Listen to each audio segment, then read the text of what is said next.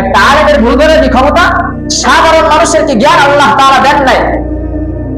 একটা আলেমের ভুল ধরার ক্ষমতা। কারণ একটা আলেমের যদি আপনি সম্মান জানতেন, একটা আলেমের কতটুকু সম্মান যে আল্লাহ তাআলা কোরআন ও হাদিসে তার সম্মানের বর্ণনা দিতে গিয়ে সাহাবায়ে কেরাম কেড়ে দিতেন একটা আলেমের সম্মান। আর আজকে আমার আপনার মুসল্লি দেখেন আলেমগণের সেই সমালোচনা করে, বড় বড় আলেম, সে আলেম কথা কথা কিছুই পারে না, কিন্তু একটা আলেমের কি ভুল করার জন্য কি হয়ে যায়?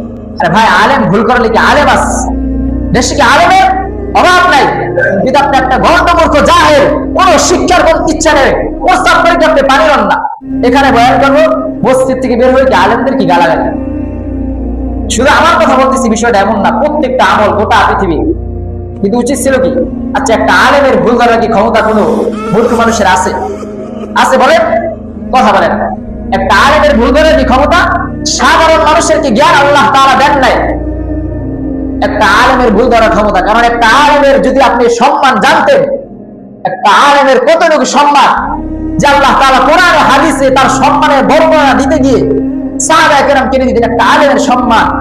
আর আজকে আমার আপনার মুসল্লি দেখেন আলেমগণের সেই সমালোচনা করে, বড় বড় আলেম, সে আলেম কথা কথা কিছুই পারে না, কিন্তু একটা আলেমের কি ভুল করার জন্য কি হয়ে যায়? আরে ভাই, আলেম ভুল করলে কি আলেম আস দেশে কি আলেমের অভাব নাই?